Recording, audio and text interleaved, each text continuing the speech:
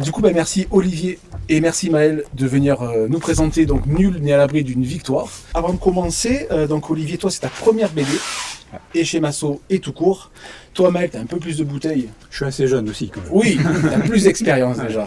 Toi c'est ta troisième, tu avais fait I'm Fine qui est juste là-bas sur la table. Et si vous avez des questions, n'hésitez pas, comme à l'école, vous levez la main. Et puis je vous donne la parole. Le tout c'est que ça soit un échange assez vivant. Est-ce que vous pouvez vous présenter et votre parcours et sur ce qui vous a amené à la BD en général? Qui veut commencer? T'es sûr? Rapidement, parce que ça pourrait être très long. Moi je suis ingénieur de formation, j'ai bossé pendant 10 ans dans des grandes entreprises, vraiment très grandes. Donc j'ai vu vraiment ce métier-là. Puis j'ai eu vraiment envie de m'engager. Je me suis engagé dans ces grandes entreprises jusqu'au moment où tu peux plus, quoi, où ça devient plus cohérent, quoi. Et donc là j'ai passé mon concours d'instit, je suis devenu instit pendant 5 ans, dans le Morbihan. J'habite là-bas, à côté de Vannes. Mais j'ai toujours dessiné, je me suis toujours dit que c'était pas un métier, que c'était pas possible. Et un jour ça m'a rattrapé pour de vrai, c'est-à-dire qu'on m'a demandé d'en faire une. Donc j'ai dit bah oui, on va en faire une. On est venu te chercher. Oui. On faisait toujours des planches comme ça pour rigoler, mais là on est venu me chercher pour en faire une vraie, donc j'en ai fait une vraie, une deuxième, une troisième, et là il y en a 6 en cours. Donc c'est très chouette. 6 en cours. Enfin avec celles qui sont sorties. Ok, d'accord. Tu me disais pétard, sacré rendement quoi. Non, bah, c'est à peu près comme tous les auteurs, c'est à peu près une BD par an, tu vois. Ouais. Voilà le petit parcours. Okay. Et j'ai 4 enfants et voilà, on habite à côté de Vannes. D'accord, à jour des vaccins et tout, c'est bon? Ouais, tout va bien. Olivier, toi, tu as un autre parcours du coup, Ouais, alors moi de formation j'ai fait des études de géographie, donc j'ai un doctorat en géographie, un poste de recherche mais pas en géographie qui est plus en lien avec justement la mise en récit, que ce soit filmique, BD ou d'autres choses. Et en fait je suis venu à la BD, en fait c'est paradoxal, c'est-à-dire que c'est à la fois ma première BD mais en fait finalement c'est ma deuxième, c'est-à-dire qu'on a rattrapé une BD que j'ai en cours avec un autre auteur. Ok. En fait moi je suis venu à la BD parce que j'étais en train de travailler sur le développement d'un film, donc un projet de film qui était écrit. Un film sur la colonisation de l'espace et son corollaire, on va dire, la colonisation de nos imaginaires. Et en fait, je voulais absolument qu'il y ait énormément d'archives dedans, mais ça coûte très cher dans un film. Et donc le producteur m'a dit, oui, on a un gros budget, mais ce qui serait intéressant quand même, c'est que tu trouves un auteur de BD qui serait, ou un dessinateur, qui soit pas forcément de la BD, qui soit ok pour mettre en dessin certaines choses qu'on ne pourra pas payer en tant que voilà. Il y a des archives, c'était genre du Star Wars, des trucs comme ça, c'était juste pas possible. Ouais. Et donc j'ai pris mon téléphone, j'ai appelé un auteur de BD que j'appréciais fortement, parce que j'avais lu toutes ses BD, Philippe Scorzoni. Ouais. Je lui ai fait la proposition, et puis en fait, 48 heures après, sans m'avoir demandé mon avis ou autre, quoi, il avait informé son éditeur, il me fait suivre un mail. En fait, l'éditeur dit j'ai envie d'en faire une BD. Okay. Et du coup, moi, il y a un processus là qui se met en place, dans le sens où en plus, si on parle un peu des dessous, il y a les logiques de droit. L'éditeur était ok pour me laisser les droits en plus filmiques, donc c'était canon. Enfin, de toute façon, ils n'avaient pas trop le choix, puisque je m'étais déjà engagé avec une boîte de prod. Mais moi, j'avais pas prévu de faire des films toute ma vie, entre guillemets, c'était vraiment une expérience parmi d'autres. Et donc, comme je suis un gros lecteur de BD, quand c'est arrivé, je me suis dit, bon, je vais laisser tomber l'idée de film, parce que ça va être compliqué de gérer les deux en même temps. Et donc, j'ai glissé tout de suite sur une première BD, qui sortira, elle, en septembre. Entre-temps, Masso voit ce film, Irréductible, dont est issue la BD. Par un autre chemin, ça qui est très très drôle, parce que j'ai mené pas mal de luttes écologiques, et une des luttes que j'ai menées, c'est celle sur les boues rouges. J'essaie de faire une passe décisive, si on peut dire, à Pierre qui travaille avec Maël, en lui disant, écoute, là, je pense que vous êtes sur un chemin où vous allez avoir un truc chaotique avec une petite maison d'édition qui était fort sympathique, mais en gros ils étaient complètement sous-payés. Et je commence à aborder la possibilité qu'ils aillent voir Florent. Et lui me dit, mais c'est mon éditeur, je viens de finir un truc avec Florent. Donc il y avait une espèce de concordance tout qui était juste incroyable. On discute. Lui, il voit le film Irréductible. Florent m'avait déjà proposé plusieurs fois de faire une BD, soit sur les boues rouges, soit sur le film, etc. Et en fait, c'est grâce à Maël. C'est Maël, en fait, il m'appelle, il me dit, c'est pas possible. On fait une BD de ton histoire, là. Et donc, en fait, cette BD, elle existe grâce à Maël, force, parce que s'il m'avait pas convaincu, je crois pas que j'y serais allé, parce que moi, le film étant existant, j'avais pas trop envie de me replonger, en fait, dans ce récit, parce que je me disais, en BD, ça a peut-être pas autant d'intérêt. Le chemin documentaire BD est moins courant que l'inverse. Oui, c'est ça. Exact. De faire un film d'une BD, c'est connu, mais l'inverse est a priori assez rare. Ouais. Et du coup, au niveau avec Florent, avec les éditions Masso, comment est-ce que ça s'est passé, les échanges, pourquoi il a accepté? Est-ce qu'il y avait des conditions? Est-ce qu'il y a eu des échanges? Ça a duré 5 minutes. Ça a été, C'est pas vrai? Oui, sur un coin de table, on y 5 va. minutes, 5 minutes en fait. si tu veux, comme on sait que les valeurs sont alignées avec Florent, tu vois, c'est un éditeur indépendant, qui habite à La Ciotat, qui connaît les enjeux un peu. Il n'y a pas eu de discussion longtemps, quoi. Donc ça, c'est plus facile. Une envie commune, on y va. C'est très bien. J'adore faire ça. Ouvrez vos livres. C'est une Cinquième page. Une vieille frustration de... Et lui, il a été instit, C'est attention, vrai. en professeur des écoles. Faut annoncer la numéro de page après, normalement. Deuxième page. Ouais. Mais personne n'a le livre dans les mains, c'est tellement dommage. Non, il y a une citation d'Edgar Morin. D'Edgar Morin, je vais la lire à voix haute, voilà, je vais la déclamer. Allons-y. L'engagement, ça commence à côté de chez soi, par l'envie de vivre comme on veut. Pourquoi cette citation et pourquoi lui?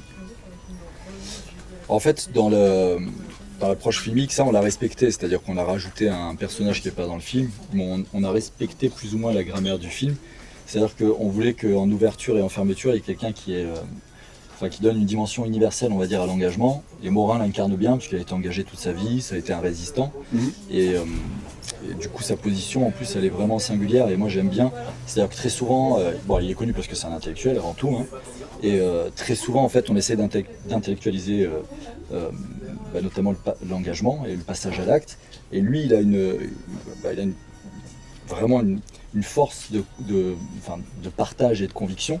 C'est-à-dire qu'il nous a expliqué, et on le retrouve dans la BD et dans le film, en fait, lui, il s'était engagé sur une émotion. C'est-à-dire qu'il tergiversait, il se posait la question, il était jeune, est-ce que je m'engage dans la Seconde Guerre mondiale, mais je vais risquer ma vie, mais si je m'engage pas, je vais devoir me cacher, donc survivre, c'est l'inverse de vivre, comment est-ce que je fais, etc.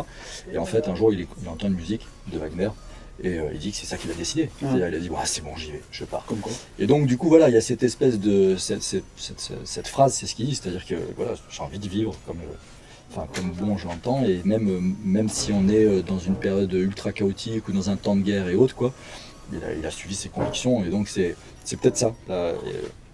La deuxième chose qu'il y a dans cette citation qui peut être reprise aussi, c'est que très souvent, en fait, on imagine un engagement, mais très théorique, très idéologique, et on a du mal à le traduire sur le terrain. Mais en fait, autour de nous, il y a des dizaines, des centaines, des milliers de personnes qui sont engagées. En fait, il suffit juste de franchir le pas de sa porte et d'avoir envie de s'engager, et c'est assez simple après. Et souvent, c'est l'engagement parfois éloigné.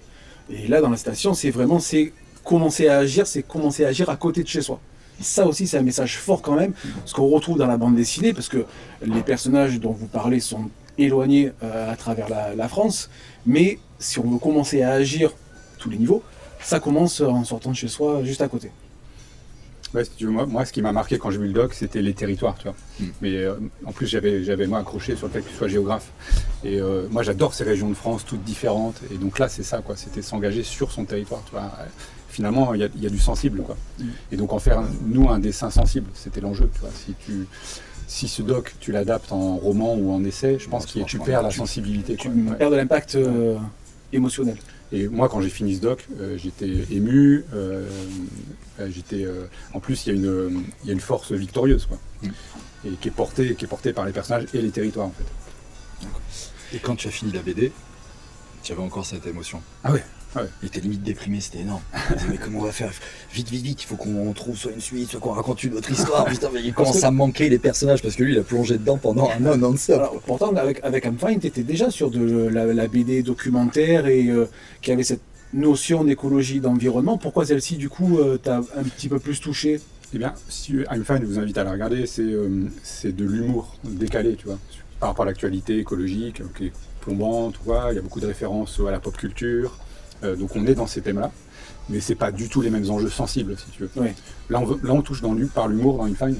Là, pas du tout. Là, on est en train de montrer par le dessin une pollution, une beauté, une atrocité. Je parle du paysage. Bien sûr, bien sûr. Tu vois, une coupe rase. On essaie de le montrer par une approche purement sensible. Tu vois. Et là, tu rentres avec ce que dit Olivier. Tu rentres déjà comme dessinateur. Moi, j'ai pas forcément une facilité à dessiner les visages, donc je dois passer beaucoup de temps à me les approprier, à les redessiner parce qu'ils me plaisent pas. Et donc tu vis avec eux, quoi, pendant un chapitre, tu vas vivre avec eux pendant 1 mois et demi, 2 mois, tu vas vivre avec ton personnage, et puis bon, bah, quand c'est fini, quoi. Tu es obligé un peu d'abandonner Il y a un petit deuil. ouais. Il y a un deuil. C'est vrai. Non, mais parce que c'est vrai que mine de rien, le travail du scénariste est parfois un petit peu plus court que le travail du dessinateur. Ouais. Et donc tu vas passer plus de temps immergé. C'est ça. Et là, entre le moment où tu finis tes dessins et où la BD sort, il y a un grand tunnel. Ouais, où t'attends. C'est bien joué avec la prochaine dédicace qui nous attend, tunnel. Et chapeau, franchement, mais j'ai même pas pensé. Un gros tunnel, c'est ça le tunnel. Wow. Où t'attends qu'il soit imprimé, qu'il passe dans les réseaux de diffusion. Enfin, c'est tout à fait normal, hein, mais et nous on attend. C'est ça.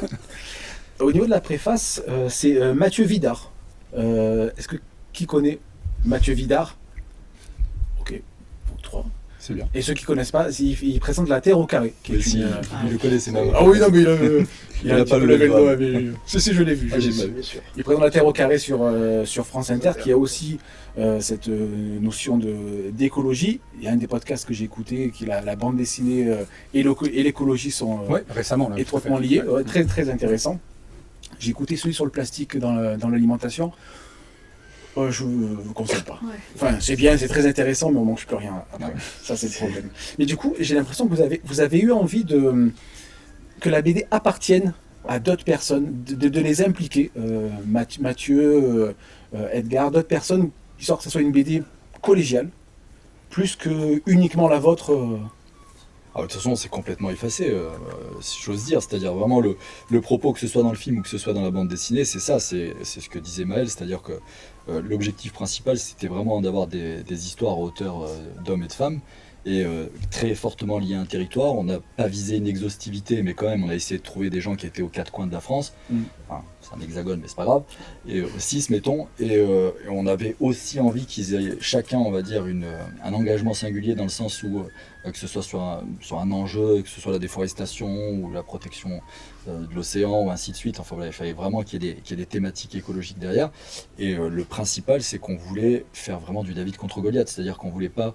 C'est paradoxal d'ailleurs que je dise ça, mais on voulait pas une starification, on voulait montrer qu'en fait ça pouvait être monsieur et madame tout le monde, comme nous, ça pouvait être un frère, un cousin, un voisin, et donc essayer de casser cette espèce de construction qu'on peut retrouver, où on a tendance à construire des figures de héros, de gens qui sont intouchables, quoi, qui sont vraiment des gens qui embrassent l'engagement toute leur vie, avec cette espèce de dimension complètement mythologique, voire sacrificielle parfois. Enfin, il y a beaucoup de fantasmes derrière ça. Et moi, pour avoir mené beaucoup de luttes, à chaque fois, ce que je me suis rendu compte, c'est que c'était des gens qui vivaient sur place, qui avaient un sentiment de frustration, d'injustice, d'indignation, etc., et qui arrivaient à travailler et à transformer cette chose-là sur une dynamique collective et sur un engagement collectif, et qui, in fine, en plus, débouche sur des victoires. Et la première envie aussi, c'était ça, c'était de faire valoir le fait qu'en fait, il y a des dizaines de victoires dans le domaine écologique, social ou autre en France chaque année. Il y a peu de médias qui les documentent. Et moi, si je suis venu au récit sur cette forme-là, ou sur l'audiovisuel aussi, enfin sur le récit filmique, c'est pour ça. C'est que je trouve qu'il manquait des récits là-dessus. Et voilà, donc en fait, l'objectif, on a eu de la chance, c'est qu'il a bien fonctionné. J'espère que la BD va tout aussi bien fonctionner, mais le film a circulé, je sais pas, dans 15 pays. Récemment, il a été projeté et traduit au Japon. Surréaliste, quoi. Et il a pas mal tourné, il est diffusé maintenant très très régulièrement au Québec. Le Québec, je pense que ça a été le meilleur diffuseur pour le film. Voilà, enfin bon, du coup après partout, je vais pas tout lister, hein. Il est passé au Liban, il est passé en Espagne bien sûr, en Italie, en Suisse, Belgique, tout ça, etc. Enfin tous les pays proches, il y est allé. Mais voilà, et donc c'est pas mal. Je vois qu'il y a une appropriation, pour aller dans le sens de ce que tu dis, c'est-à-dire de la société civile, des gens qui se reconnaissent dans ce type de parcours ou de personnage, et surtout de questionnement. Qu'est-ce qui fait que je m'engage? Qu'est-ce qui fait que je m'engage pas? Ça, c'est une vraie question.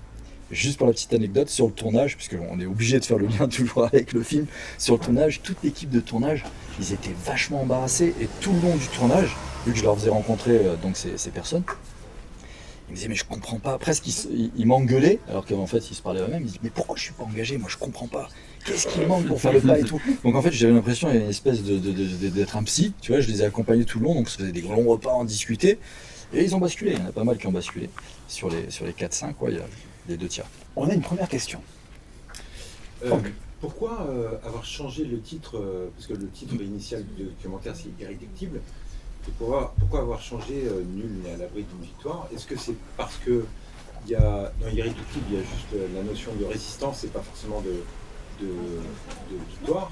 Est-ce que le terme de victoire était vraiment important? Le changement du titre, c'est parce que, alors déjà parce que je trouve que c'est deux objets différents, mais la question s'est posée. C'est-à-dire que par exemple, l'éditeur, lui, voulait qu'on garde le titre Irréductible et qu'on mette un sous-titre Nul n'est à l'abri d'une victoire. Moi, entre-temps, ce qui s'est passé, c'est que ce film, donc Irréductible, de ce film, en fait, j'ai fait un premier jeu que tu connais, Zone à débattre. En parallèle, il y a Nul n'est à l'abri d'une victoire, c'est toujours le même questionnement, c'est la question de l'engagement, etc. Et en parallèle de ça, il y a un auteur que vous connaissez tous, je pense, Alain Damasio, qui est un copain qui m'avait demandé de venir d'organiser des résidences chez lui, donc dans son lieu, au Domaine des Rails, sur l'engagement. Et il fallait que je trouve un nom pour ces rencontres, etc. Et en fait, le premier nom qui m'est venu en tête, c'est Nul n'est à l'abri d'une victoire. Mais j'ai trouvé le titre tellement percutant que je me suis dit, si on fait une BD, je vais le proposer à Maël. Franchement, ce serait bien que ce soit un truc qui reste, quoi, que ce soit au-delà d'une formation ou d'une résidence, un truc comme ça. Et c'est cette phrase, en fait, si tu veux, je sais qu'à un moment, tu sais, très souvent, quand tu fais une conf ou quand tu vas présenter un film, parce que le film, je l'ai présenté partout, à chaque fois que je le présentais, il y avait un moment où en fait j'avais envie de dire ça, j'avais envie de dire mais enfin si vous vous engagez, enfin voilà, nul n'est à l'abri d'une victoire. Vous pouvez gagner les combats, encore faut-il vouloir les mener. Et donc du coup à un moment je l'ai sorti une fois cette phrase, j'ai vu que ça avait... C'est percutant. C'est percutant, c'est-à-dire qu'émotionnellement les gens dans la salle ils se sont emparés de cette chose-là, et puis après ils sont revenus me voir, ils me l'ont reposé, etc. Donc je me suis dit c'est un bon titre, on va prendre ce titre. Après Maël lui était assez convaincu, l'éditeur était hésitant, parce qu'il disait c'est pas mal de faire le lien avec le film. Moi je trouve que c'est quand même deux objets très différents, même s'il y a la sensibilité en commun, et qui parlent à des publics différents en plus, donc je trouvais que c'était pas mal qu'on ait un autre titre. Non, puis je trouve que ça voulait aussi dire, et je te remercie, que le livre allait vivre pour le livre. Quoi. Exactement. On n'en a pas fait une simple adaptation, enfin, je pense que la première motivation c'est la tienne, c'est celle que tu as dit, hein, mais la deuxième c'était aussi de dire ça va être un livre qui va vivre, et on n'a pas fait une simple adaptation.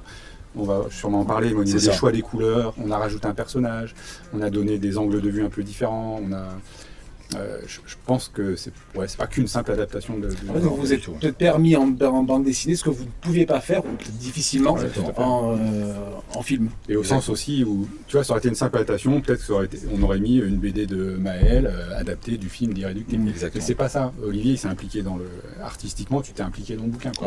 Il y a une sensibilité chez Olivier artistique, des choix de... On a vraiment réfléchi sur des choix de colorisation ensemble, tu vois. C'est ça, prenons des exemples, t'as raison. Ouais, par exemple. Tu vois, on a combien dedans du coup? On en a 7 maintenant. Ouais. Tu vois, le premier personnage, mais tout est le fruit d'une discussion, donc n'hésite pas de m'interrompre. Ouais, je t'en prie, vas-y. Il faut combler, tu me dis? Je te montre vite fait. Moi, ce qui m'a marqué, ça, c'est les tâches. Voilà. Les tâches. Tu vois, c'est le récit, en fait, il faut imaginer. Donc, c'est le croisement d'une thématique, d'un territoire et d'un personnage. Comment tu incarnes ça graphiquement?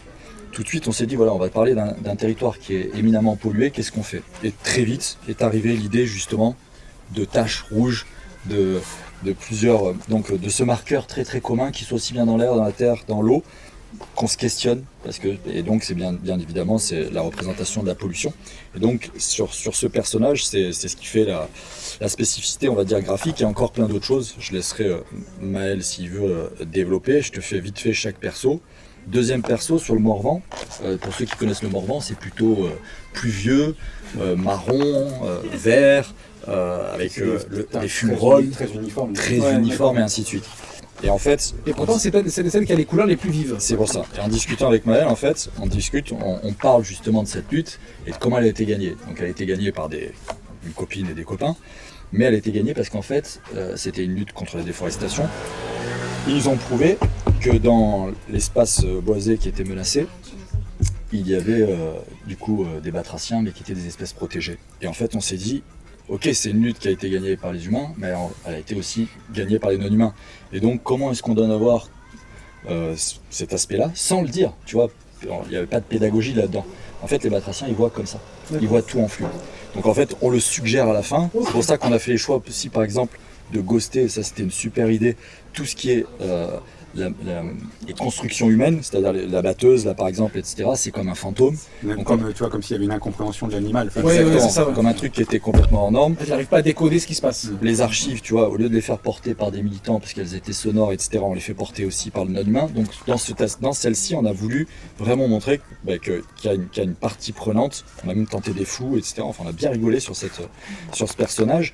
Et donc on finit, tu vois, on le suggère. C'est-à-dire qu'on a le regard, donc l'annonce qu'on a gagné avec les Batraciens, on fait quand même un gros zoom, etc. Donc en fait, c'est la lutte vue à la fois par l'humain et par le non-humain.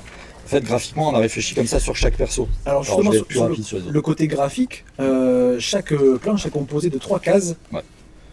Alors d'habitude en BD, on a l'habitude du gaufrier, des 9 cases.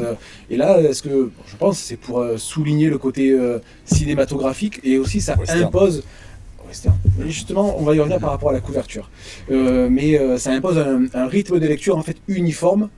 Où moi je sais qu'en tant que lecteur, des fois je me pose un peu sur les pleines pages et j'ai tendance un peu à passer un petit peu plus vite sur les pages composées. Est-ce que c'était du coup volontaire Ouais. d'imposer ce rythme?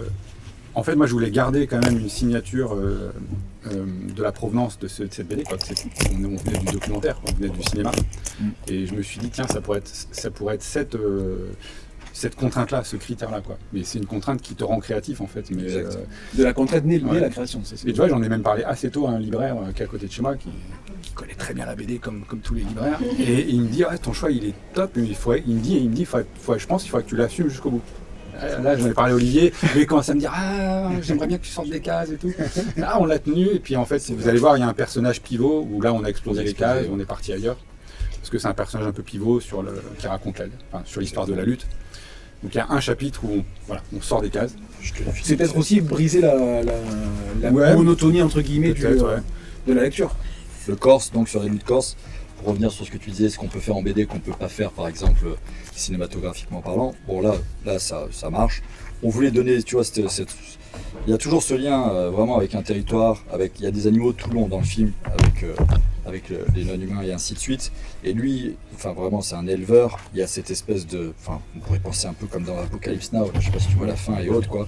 C'est presque c'est Mitra aussi, quoi. Il y a un côté mythologique, quoi, cette espèce de... Ou je sais pas moi, le Minotaure, tu vois, cette espèce de tête de taureau, on sait pas si c'est son ombre à lui ou machin, etc. La présence du faucon. Et là, on a vraiment travaillé des couleurs qui sont vives, qui sont propres à la Corse, mais on a pu montrer, par exemple, l'étape justement du plasticage du bateau, ce que cinématographiquement parlant, on n'aurait jamais pu faire, quoi, tu vois. Et ça, c'est un truc qui est arrivé tout à la fin. C'est-à-dire qu'au début, on ne l'avait pas montré, parce qu'on ne voulait pas faire l'apologie forcément, tu vois, De la violence, cette action, etc. Mais en fait, on s'est dit, mais non, mais c'est une évidence. On ne peut pas finir, tu vois, d'un point de vue filmique, avec de la musique, tu peux mettre de l'intensité et tu peux finir le lendemain, je suis retourné chez moi après avoir porté les charges, ça marche. Tu peux emmener vraiment haut la personne d'un point de vue émotionnel. Quand tu le lis, ça marche pas. Et donc, on s'est dit, cette image, elle s'impose. Donc, on l'a rajoutée. Et après, je te fais Parce que beaucoup des plus fois, vite les une image parle beaucoup plus que un discours. Et après, du coup, on reviendra dessus s'il y a des questions. Mais Muriel, on l'a traité comme en fait, il y a toute une partie qui est archive. On s'est dit que toutes les archives, ça c'est assez classique, on était quand même très content de le faire et ça sort vraiment bien. C'est qu'on a choisi de faire du noir et blanc. Donc tu vois, tu as des archives qui ressortent en noir et blanc. Donc on joue toujours sur cette couleur actualité donc, et le côté noir et blanc quand on fait appel à des archives du film qu'elle a fait qui s'appelle Des pierres contre des fusils. Et là, on est plutôt sur la lutte qui est en Normandie avec Émilie. Donc là, on est tombé, quand on a joué, on est sur une plutôt fin de journée ou début de journée, à vous de voir. Mais donc, on a joué vraiment sur cette espèce de temporalité d'entre-deux. Vous lirez le personnage et vous verrez pourquoi. Qui c'est qui fait la couleur? C'est moi, C'est toi. C'est moi, ouais, effectivement. Celui qu'on a explosé, parce qu'en fait, lui, on va dire que c'est le personnage qui donne une dimension, on va dire, là pour le coup, pas universelle comme comment il s'appelle, comme Morin, mais plus qui donne en fait les axes stratégiques. Et on s'est dit que lui, on le traitait vraiment comme un roman graphique classique, c'est-à-dire c'est Beauvais, donc sur le Larzac. Exactement, avec tout ce qui était de l'iconographie à l'époque du Larzac, etc. Mais le Larzac, c'est presque un prétexte pour parler justement de la stratégie non violente. Et Tchetch, là on rentre... Parce que j'ai pas réussi à prononcer le prénom. Tchetch, voilà, Tchetch, lui on rentre vraiment plutôt dans les j'allais dire les luttes actuelles, mais maintenant on est déjà dépassé, quoi. C'était en 2016 et ça fait 10 ans, c'est incroyable, quoi. J'ai l'impression que c'était hier, moi. Mais du coup, maintenant, même il y a des modalités de lutte qui ont vraiment évolué. Celles-ci sont encore pratiquées, mais différemment encore. Et là, on a axé plutôt sur la mer et sur le orange qui était en fait le... Vas-y, je te laisse dire. Bah vas-y, je t'en prie. Non, vas-y. Bah, je crois que c'était la couleur des gilets, c'était des gens qui allaient lutter, quoi. Ils avaient tous ce gilet orange pour se repérer en fait. Exactement. Mais ce qui est drôle, c'est qu'on a choisi le gilet qu'on a changé en orange, mais en fait, il était jaune. Mais c'est juste que c'était avant les gilets jaunes. C'est ça. Donc nous, en colorimétrie, dans le film, on a changé la couleur des gilets, on les a fait passer en orange parce qu'on s'est dit, Ah, genre, on vous croit que aviez c'est peur des gilets qu'il y jaunes, ait, etc. Alors qu'en fait, c'était le mouvement qui marche et qu'il y assimilation. avait une collision. Et du coup, on a gardé l'orange. Et là, c'était pour rappeler tous les personnages qui vont dans le même sens, donc qui s'engagent, etc. Et puis la fermeture avec encore une dimension universelle avec moi. J'ai l'impression que la BD documentaire, il y en a énormément qui sortent. Il y en a un sur les algues vertes, Le Monde sans fin qui a été la plus grosse vente de 2023, il me semble. Il y a les enquêtes Mediapart. Est-ce que c'est peut-être le média le plus important, mais aussi qui accorde peut-être le plus de véracité aux propos et qui arrive à toucher le plus de gens? Si tu poses la question en tant que dessinateur, moi c'est... Je te regarde dans les yeux, donc je te pose la question. Parce que je pense qu'il y a parce que je pense que il y a d'ailleurs une superbe émission à Terre au carré sur ce sujet-là.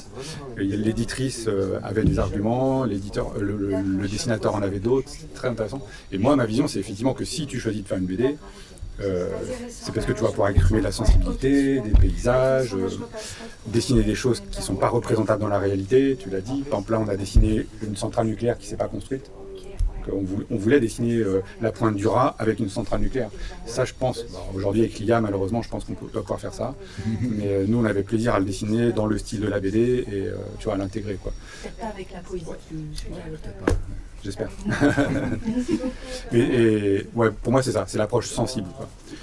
Mais je sais qu'il y a des BD qui sont très documentées, très sourcées, peut-être moins dans l'approche sensible et qui fonctionnent très très bien aussi, quoi. Donc, Oui, parce que la BD documentaire arrive à toucher les lecteurs de sciences humaines, un peu moins des fois les lecteurs de bande dessinée stricte, mais c'est un média qu'il faut arriver à porter, qui a parfois aussi a très bonne presse, a beaucoup de presse. Donc c'est aussi une manière aussi de faire vivre la bande dessinée au-delà de la librairie. Ouais, je pense que sur certains sujets, moi j'habite en Bretagne, par exemple, Algues Vertes avait une approche, je trouve, très sensible, très visuelle, des plages, ils avaient choisi des tons très verts. Champ de bataille, une BD, moi je trouve assez dur à lire, au sens où il y a beaucoup de textes, c'est très sourcé, c'est hyper intéressant, et les gens l'achètent beaucoup et sont très intéressés, quoi. Donc ça marche, quoi. C'est une des meilleures ventes de 2025 en termes de bande dessinée. Donc c'est pas une BD facile d'approche, quoi. Enfin, mais ça veut dire aussi qu'il y a un public tout à fait. pour Voilà. Mais c'est réjouissant, quoi. Et ce que je voulais dire, c'est que je suis pas sûr que si Inès Leroux avait fait un essai, par exemple, je suis pas sûr qu'il se serait aussi bien déployé que sur le roman Broman. C'est sûr. Je reviens sur la bande dessinée. Comment s'est fait le choix des combats dont vous parlez? J'imagine que tu le disais, il y en a énormément. Et... Oui. Bah, ce que j'ai dit tout à l'heure rapidement pour le film, c'est-à-dire que déjà on essaie d'être représentatif, on va dire, de l'Hexagone, mais cela dit, il y a Bretagne, Pays Basque, Corse, déjà c'était bien, c'était bien positionné sur des territoires qui sont relativement en résistance, on va dire. Mais après, soit c'est des luttes sur lesquelles moi j'ai été impliqué personnellement, c'est des copains, quoi. Soit au plus loin, c'est des copains de copains. Voilà. Mais l'objectif, on aurait pu en saisir plein d'autres. Et d'ailleurs, quand on a fini le film, le film a été produit par Michel Hazanavicius pour le petit clin d'œil. C'est très drôle, qu'il y avait une boîte de prod, avec là encore d'ailleurs les Compagnons du cinéma, avec Riyad Sattouf, donc auteur de BD, plus Florence, donc ils sont trois. Et en fait, une fois que le film est passé en télé, enfin la télé, parce qu'au début ça devait être un film cinéma, la Covid s'est invitée dans cette histoire, donc ça devait être un 90 minutes, c'était pas du tout le même montage. Finalement, on a sauvé le projet en faisant un film télé, parce qu'il aurait pu ne jamais voir le jour. Et donc, imaginez passer de 90 minutes avec une narration qui était différente à un 51, puisque c'est 52 le format, minutes. Pour la télé, c'est pas du tout la même chose, mais très rapidement, tout le monde nous a demandé une suite. On nous a dit pourquoi on en fait, vous faites le 1, pourquoi vous faites pas le 2, le 3, le 4, 5, parce qu'il y en a plein des histoires comme ça à raconter. Et la première suite qui a failli avoir eu lieu, c'était Actes Sud, qui était très preneur pour qu'on fasse un livre, mais pas un roman graphique justement. Et on était engagé, on avait signé, parce que moi j'avais pas le temps de le faire seul, j'étais sur plein d'autres projets pour les copains qui me connaissent. Et du coup, j'avais accepté une copine qui est au Monde, qui s'appelle Alice Carlo, et qui a fait beaucoup de docs aussi chez Arte, qui a fait des super projets. Elle m'avait proposé en fait qu'on le fasse à 4 mains. Finalement, le calendrier a fait qu'on n'a pas pu le faire, mais voilà, il y aurait dû avoir une suite avec d'autres personnages, parce que on peut tirer le fil. Oui, Donc le choix s'est fait plutôt par des connexions, mais on aurait pu en choisir plein d'autres, quoi. Il y a eu des super luttes depuis qui méritent même à elles seules une histoire. Toi, Mel, quel travail tu as fait par rapport au scénario que t'a donné Olivier? Est-ce que c'était un scénario abouti? Est-ce que tu as... Non, Et faut pas travailler comme ça. comment toi, en tant que dessinateur, tu t'es approprié aussi l'histoire d'Olivier? Alors c'est assez étonnant comme travail, parce que tu as le documentaire sous les yeux, quoi. Donc quelque part, il faut quand même réussir à s'en couper, quoi. Et puis Olivier m'a envoyé en gros les transcriptions écrites, quoi. Donc, pour moi, c'est magique comme auteur, parce que moi j'adore découper. On parle comme ça, quoi. Il faut découper le texte. C'est un peu brut, ouais, comme ça, mais oui. Mais vas-y, dis-le, il y a eu de la joie dans le découpage. Enfin, moi j'adore faire ça, quoi. En fait, nous, on a passé une année, mais que de bonheur. Je pense que déjà, de toute façon, on n'a pas les profils pour, mais on n'a jamais été dans un désaccord qui aurait pu être, conflictuel ou quoi que ce soit. Au contraire, dès qu'on était en désaccord, 5 secondes après, on était en accord en reconnaissant que l'autre avait eu une meilleure idée. Et ça a été extrêmement riche parce que c'était un ping-pong, mais permanent. C'est-à-dire qu'en fait, on discutait de tout. Et ça, c'était génial, quoi. Et ouais, donc, en fait, c'est le truc à l'envers, en fait. Moi, je fais un storyboard, alors qu'un storyboard, il y en aurait peut-être eu un sur un film, tu vois. Ouais, moi, je refaisais un storyboard. C'est ça. Toi, tu as besoin de faire un storyboard pour oui, savoir c'est super. C'est évident. Donc, C'est évident parce que quand tu travailles à deux, il faut que c'est même du partage, quoi. D'accord. C'est un peu brutal, je pense, de faire des dessins définitifs que j'envoie à Olivier. Ouais. Parce qu'après, tu te sens gêné pour dire, ça, on peut pas le changer.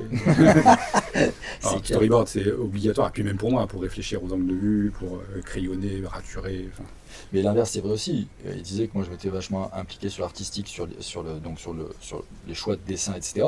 Mais lui, s'est énormément impliqué sur le texte aussi, c'est-à-dire qu'on l'a changé complètement. Ah, malgré tout. Ah, mais complet. C'est-à-dire que, et son épouse aussi, enfin, on a eu vachement de soutien, parce que tu imagines bien, c'est-à-dire c'est un documentaire, donc en fait la plupart c'est de l'oralité. Donc déjà il y a des fautes, en veux-tu en voilà, et puis il y a des choses qui passent très bien quand tu l'as, c'est-à-dire quelqu'un qui répète 3 fois le mais enfin, ça passe, mais tu vas pas mettre mais enfin en texte, ça marche pas, quoi. Et donc du coup on essayait de trouver des trucs pour rester vraiment le plus proche en termes de sensibilité justement de l'oralité. Donc il fallait pas trahir, on va dire, les propos de ces personnes, et surtout que nous, encore une fois, on s'est complètement effacé. Il n'y a pas de voix off, comme il y a pas de voix off dans le film. Et donc c'était ça la difficulté, c'est garder ce côté échu de l'oral, mais tout en étant dans l'écrit. L'anecdote rigolote, c'est que Olivier et moi, on le connaît par cœur, le doc, forcément. Maintenant. C'est ça. Et donc, nous, quand on lit les textes, on entend les gens parler. Ah, mais c'est clair, moi je le corps, s'il fait plein de fautes, il n'y a pas de concordance des temps. Ne le dis pas, Jean-Pierre, tu n'as pas entendu. tous, même Muriel, tous. C'est trop marrant, quoi. Mais quand tu l'entends, ça te choque pas, quoi. Ah, ben bien sûr. Et ma femme est orthophoniste. Elle a lu, mais c'est pas possible, les gars. Ouais, mais alors je défendais le truc, je dis ouais, mais on veut garder l'oralité, c'est hyper important. Et aussi la véracité des propos et voilà. Et en fait, on a mis du temps à comprendre que oui, on peut écrire, parce que vous verrez, c'est du langage oral. Bien sûr. On peut garder, voilà ça. Mais c'est une finesse intermédiaire. C'est l'oral à l'écrit. Ouais, c'est une finesse intermédiaire, quoi. Et en même temps, vous parlez vachement de territoire, donc du coup, les accents appartiennent au territoire. Ouais, tout à fait. Ça, c'est hyper dur. J'ai une BD en écran, je travaille en faisant une BD qui se passe pas loin, Aix-en-Provence. Sur les Vosges. Ouais, on pourra en parler. Ouais. Et le journaliste, il a du mal avec ça. Il a envie de l'écrire, mais c'est difficilement écrivable, en fait. Ça devient presque incompréhensible pour quelqu'un qui n'est pas de la région. Faut pas se moquer non plus. Faut pas tomber dans le truc facile. Donc non, c'est très compliqué. Ouais. Ah, c'est compliqué. Moi, ce qui me questionne, c'est la réduction. Parce que, en fait, du coup, il y a une économie en termes de nombre de cases, qui fait que, en fait, une sorte de lenteur et pareil sur le texte. C'est que par rapport à du vivant, je me demande si c'était pas une difficulté pour vous, l'idée d'arriver à quelque chose qui est presque essentiel, en fait, et visuellement et graphiquement. Parce que il y a peu de texte et le nombre d'images étonnamment, le texte est là, quoi. Ah oui. Très peu. Hein. On n'a presque rien. C'est vraiment s'il y a une phrase qui était vraiment un doublon, qui était vraiment une répétition très très lourde.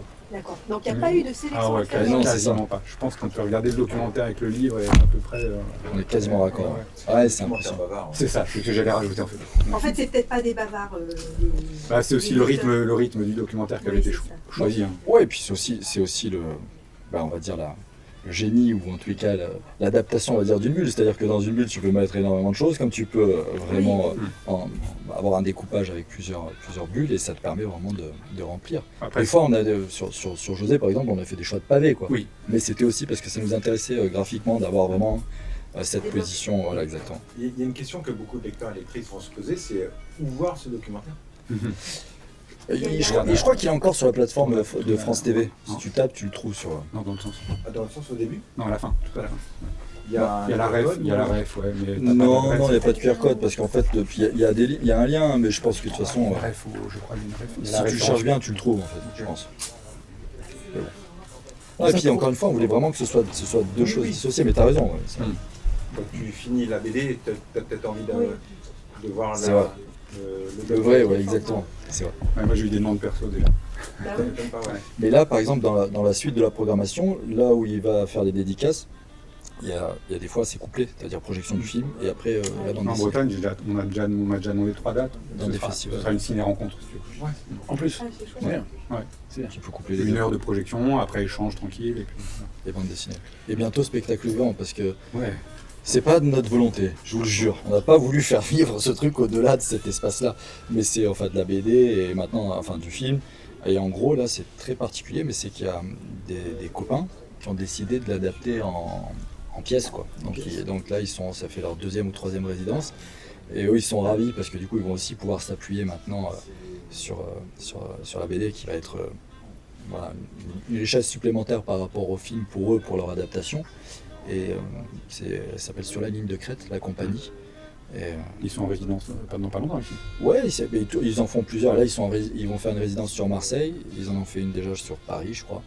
Et moi, on a des réunions de travail avec eux, etc. Parce que très souvent, ils nous questionnent. On les a mis en contact même directement avec les différentes personnes qui sont dans la bande dessinée pour qu'ils puissent discuter avec eux et qu'ils aient, qu'ils aient plus que cette matière brute, qu'ils aient un contact direct.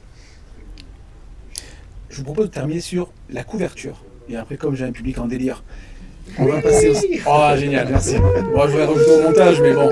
Quelqu'un qui vient du cinéma en plus là. Quelqu'un qui fait du cinéma, Eh oui. d'accord. Au niveau de la couverture, la première fois que j'ai vu la couverture, le visuel, moi j'ai pensé à un western. Ah bah, tu vois, on est bon. Ah, Parce que c'est il un tape sur western. l'épaule, ça veut dire qu'il y a une petite private joke. Alors là, C'est ce qu'on typo, voulait. C'est ce qu'on voulait. le décor, et on m'a dit non, mais en fait, c'est pas du. J'ai lu le descriptif, c'est pas du western. Ah, bon. Et du coup, il y a un décalage. Et on sait qu'au niveau des lecteurs de BD, la couverture, c'est important. Parce qu'en fait, moi, c'est le premier contact que j'ai avec votre BD, et aussi les différents lecteurs. Et est-ce que, dans quelle mesure c'était volontaire de les envoyer sur pas une fausse route, mais un petit contre-pied? On a des choses On à va- dire tous les on va- deux, je pense, ouais, hein. on a des choses à dire tous les deux. Vous avez 5 minutes. Et après, on peut parler aussi passe de ce que pensait notre éditeur aussi. Il y a un 3e point de vue.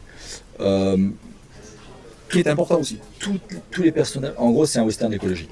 Et ça, c'est voulu depuis le début. C'est-à-dire que dans le film, on le ressent aussi. C'est qu'il y a une logique de front, de frontière. D'affrontement. Exactement. Enfin, on pourrait le décliner, mais en gros, il y a tous les codes du western dans ces luttes.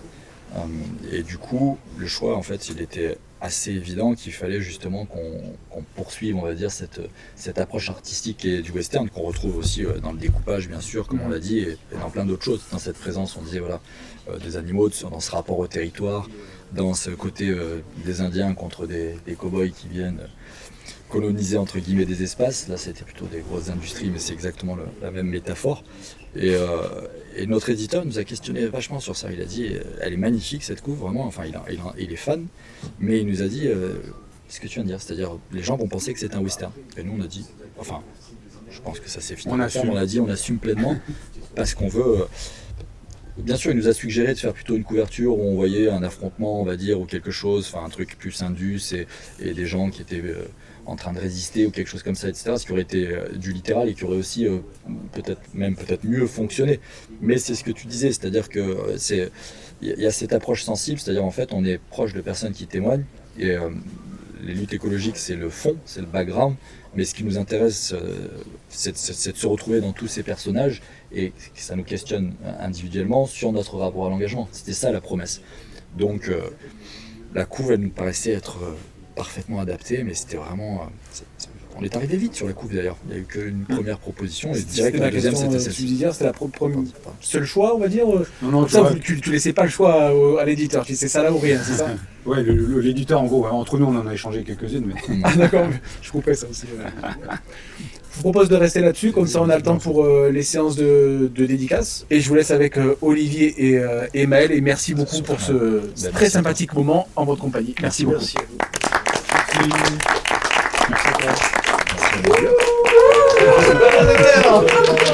C'est dans la boîte.